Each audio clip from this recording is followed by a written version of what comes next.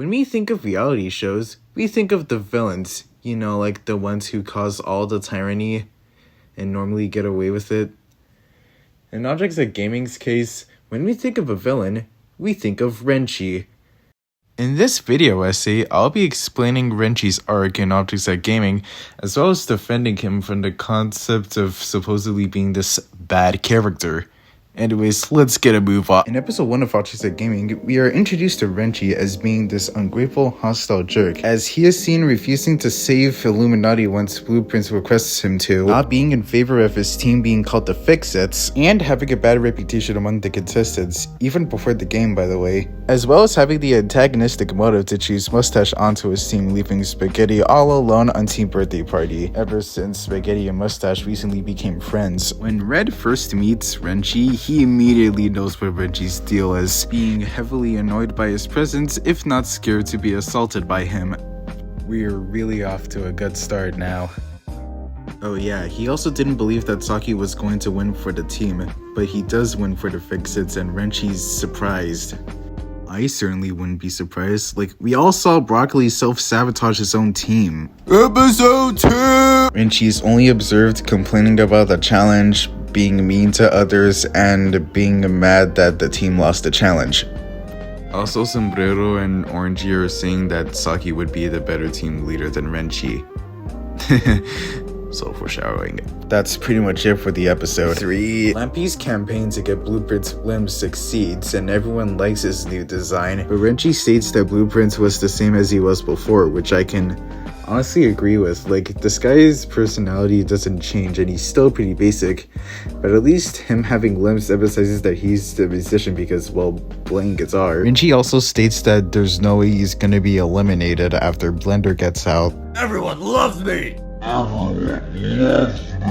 He had immunity that elimination because, well, team leader status. Everyone gets on a double-decker bus to get to the challenge location, and while Dead Football is telling Spaghetti his dreadful backstory, Wrenchy overhears the whole thing and, well, his entire act from this point is going to be sabotaging Dead Football. In the challenge, Wrenchy asks his team, "What horrible ideas do you have?" But that doesn't matter because Wrenchy ends up sabotaging Birthday Party's castle in an attempt to frame Dead Football. It's a good strategy, I'd say.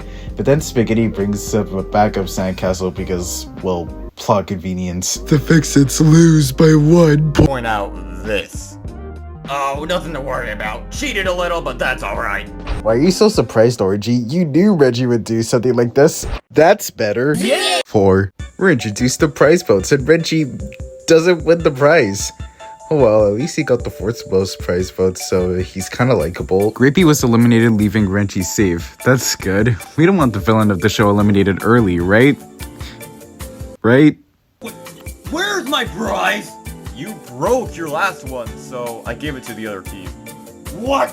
Yeah, bro, at that point, you just gave Team Birthday Party an unnecessary advantage. Wrenchy's first instinct of the challenge is to directly do an attempted murder on Dead Football. He catches up to him, but he's immediately caught in the act by Cookie, and then he flees. He then appears to take the diamond and win for his team, but then Toilet Paper wins the challenge for his team because of course he does. Upon losing the challenge, Wrenchy blames Cardi for Being on my team. Can't argue with Wrenchy. Red literally chose Cardi for him. Wrenchy becomes a new target to eliminate, and then he just spawns a walkie-talkie out of thin air.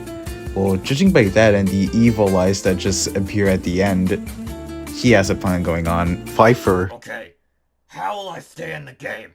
I need to survive this next elimination. But it's just so unfair that I'm the easiest target. I'm obviously the best on my team. Oh, I think I know what to do. Oh, I know what to do. Oh, ha, ha, ha. Oh, is it morning already? Just a dream. Wrenchy abducts Medley to the contestant Crybaby cage and rigs the votes, leaving him safe and Medley out. I'm not too disappointed over this elimination considering that, well, Medley didn't do anything significant. Wrenchy doesn't do anything significant this episode either. All of his scenes are him swimming to the other team and getting abused by an eel. Wrenchy actually does something this episode. Not only does he spread propaganda to make him fairly safe from elimination, but he also sabotages Dead Football's Rubik's Cube, making his team actually safe. Wait, we didn't see you the entire challenge. Might have done a little, I don't know, making Same Boy's life more miserable. Ha ha ha ha ha! You are so stupid, Sad Boy! You lost like the little loser you are! Wrenchy's character is honestly starting to grow on me now. Hey there, Wrenchy. What are you doing here so early? Oh, you know. Like, I'll believe that. Oh, you wouldn't believe it. You don't have to gather everyone for the challenge today. Why is that exactly? I checked those cabins last night. Empty. Wait, really? Yep. Hey look, a baby marble. Where? There wasn't a marble in sight. Ah, drat. What's this? Red, your contestants left due to poor hosting, and they doubt that you'll do good. Good luck with your misfortune. P.S. Wrenchy won by default. So they really don't care. So they did abandon the game. After all the times I've done and cared. This is what I get? I don't know what to do anymore! Considering how you'd fall for something like that, maybe you do deserve misfortune. Yeah, I don't like red. Wrenchy is then put into a box that he can't escape from for some reason.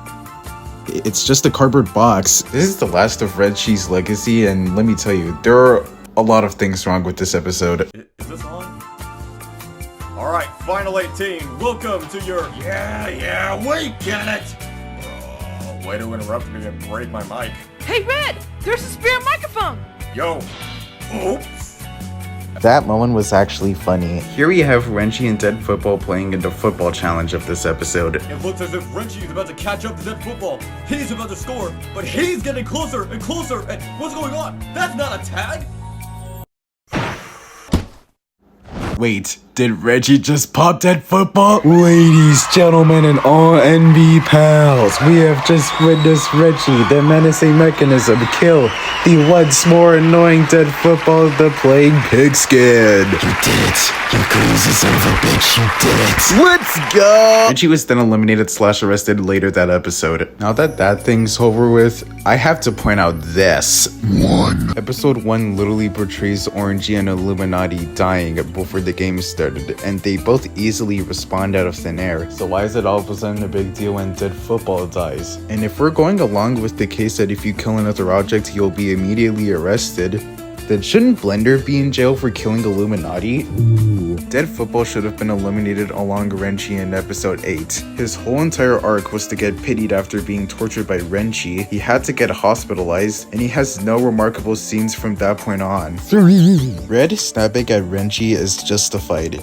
He hated his guts since episode 1 and was frankly fed up with his presence. Pinata stabbing at Reggie alongside Red is not justified. She wasn't the one getting targeted by Wrenchy for 5 episodes, and she hasn't cared about it the whole time either. He did not lay a toe on her, nor did he lay a toe on exactly everyone in the game, as claimed by Pinata. He only ever messed with Dead Football, Pink Sunny, Spaghetti, Illuminati, Red, and most of his team, excluding Blender and Grapey. Even from episode 8, Pinata started having massive anger issues and mental breakdowns all because, well, Wrenchy exists. No! Why? How does Dead Football turn out more fine than you? Here's why I don't think Wrenchy is a bad character. When I think of Wrenchy as the villain of Watch Exec Gaming, sabotaging a weak opposing team member to get further into the game, being mean to your fellow teammates, spreading propaganda, and rigging the votes, they just seem like simple measures for a villain stereotype. I'm perfectly fine that Wrenchy's written to be hated because at this point that writing format has existed in all types of media. What I'm not fine with is that Wrenchy's being hated all because he does these small actions. It feels so overbearing and frankly hard for me to sit through. If you're going to to write a villain who does these small upsets, then you should build up on that and make your character go to the near finals or something. But if you do want your villain character to get out early, then you should at least make their actions more serious. Because having Wrenchy eliminated and arrested for competitively playing the game like anyone else would makes this arc extremely rushed and not exercised well enough. That's pretty much all I have to say.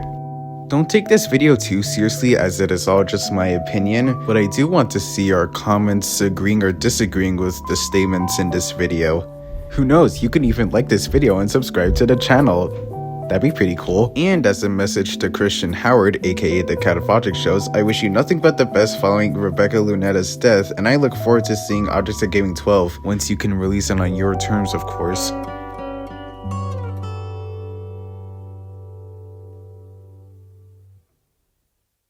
Wrenchy would have taken over the world if he won. Like, I knew this guy was an antagonist, but I didn't think he was a super villain.